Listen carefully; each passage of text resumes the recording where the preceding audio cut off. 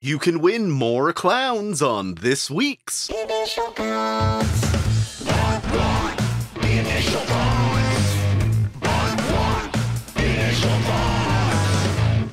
Greetings, Trekkies! Lower Decks starts its 4th season, and its first episode is titled Twovix. As you probably know, Paramount gave us the rare treat of providing us with access to not 1, but 2 episodes of Trek this week. I'm going to handle these as separate episodes. Look for that review sometime in the next 24 hours. And then tomorrow, we've got Star Trek Day. So needless to say, I've got a lot of videos to work on. Anyway, to start the episode at hand, the Cerritos finds itself in the Portela system, and Boimler finds himself cleaning out the filter when Commander Ransom offers him a place on a skeleton crew to move a little starship called Voyager back to Earth as a museum ship, which is the first like for me. Though, why is the fluid in the filter yellow? My next like is for the opening credits, adding a Breen ship to the chaos of the fight against the Borg, and even more fun is adding a whale probe from the voyage home, including its call.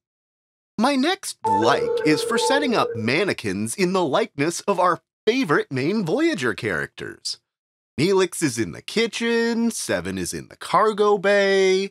I thought we were getting some foreshadowing with Boimler carrying Harry Kim that he was not going to be promoted, despite having the carrot dangled this episode.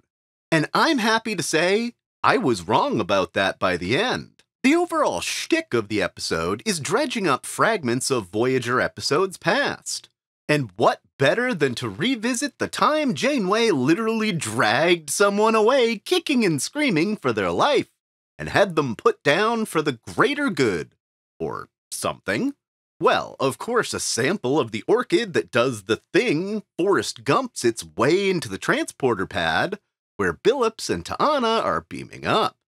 With that, Tillips is born. I feel like there was a missed opportunity being on Voyager to name this character Billana, though we'll let that one go. But here's where we get our first dislike, and that's for this macrovirus just casually being hidden behind a panel for years. The last few seasons of Lower Decks have gotten better about using its callbacks in context of the story, and some of these first 2 episodes feel a bit lazy in the callbacks for the sake of callbacks, even if this whole thing turns out to be a fun chase. I had a good laugh, and I have a like for Ransom speaking to Marion and then giving Kayshawn a fist bump. Immediately after that, we get a callback to Lower Deck's recent appearance on Strange New Worlds, as Mariner mentions that Pike thing they're not supposed to talk about. I thought that was nice they further cemented that connection. As they track down this macrovirus, everything goes into jump the shark levels of insanity, as just by touching a panel, the virus starts holograms of Chaotica, Michael Sullivan, and the clown from The Thaw. And while I love seeing this character again, it's sadly not voiced by Michael McKean, and that, along with the puzzling choice of Michael Sullivan, don't net a like or a dislike here. The Irish bartender thing is even weirder later, that he knows he doesn't have a wife anymore because Janeway deleted it. Yeah, between that and Twovix and a bunch of other stuff, Katie's not a great person. Is she, Mr. Sullivan? I do have a dislike in this scene, though, for Voyager's computer voice not being Majel Barrett. Considering Picard took the time to make this happen, just for the sake of nostalgia on the D, Lower Decks should have worked on that. I'll turn around and give a like for a small scene I died laughing at, where one of the macroviruses have ended up with Harry Kim's clarinet stuck in it.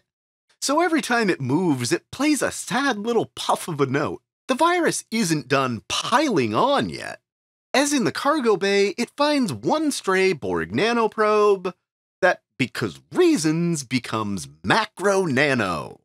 Which, okay, technobabble. But now we've got a Borg virus that now controls the holograms and some anamorphic lizard puppets from an exhibit about the dangers of Warp 10.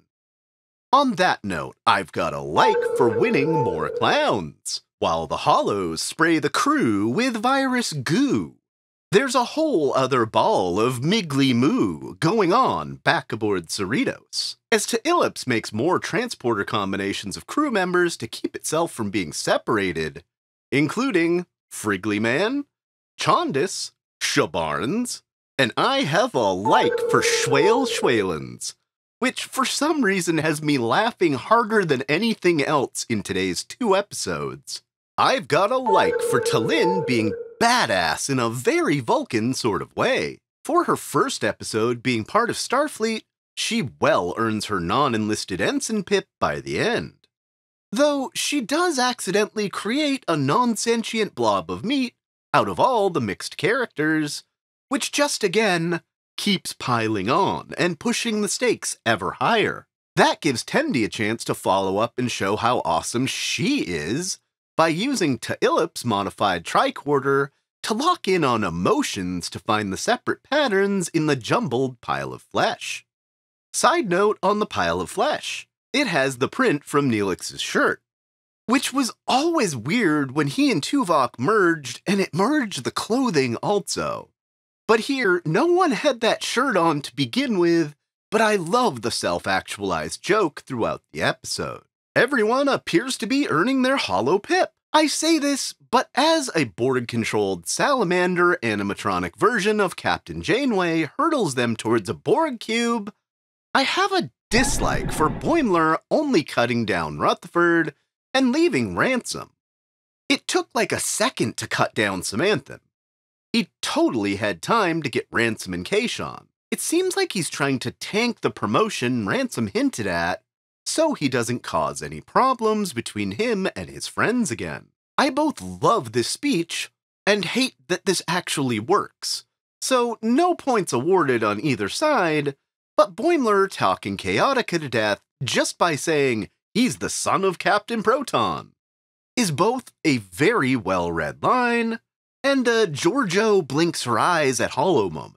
Before we're done, I have one final dislike for Rutherford being the only lower decker to not get a pip, despite being the one that actually stopped the Hollows and Voyager in its tracks. Even Beckett gets a promotion just for a pep talk to Boimler. Starting off the 4th season, a promotion would seem to be in order for everyone, and Samanthan deserves his.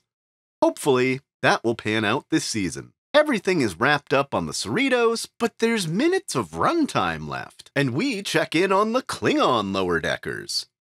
But after an unidentified craft drains all their power, somewhere in space is a barrel of blood wine and a well-sharpened spear without an owner. I'm going to make a prediction. Given in the intro, we see a probe from the one with the whales, and the ship drains power from others similar to that probe. I wonder if this is the race that came to check on the whales, coming back to find out why they went extinct in the first place. Time will tell. Overall, quite a good episode. Very over the top, even for lower decks, but it got good laughs and managed to touch on pretty much every extended character on the crew in some way. If you've enjoyed the content, please consider a like and subscribe. And I'll see you again very soon to talk about episode 2. Till then, I've been your host, Dustin Wing.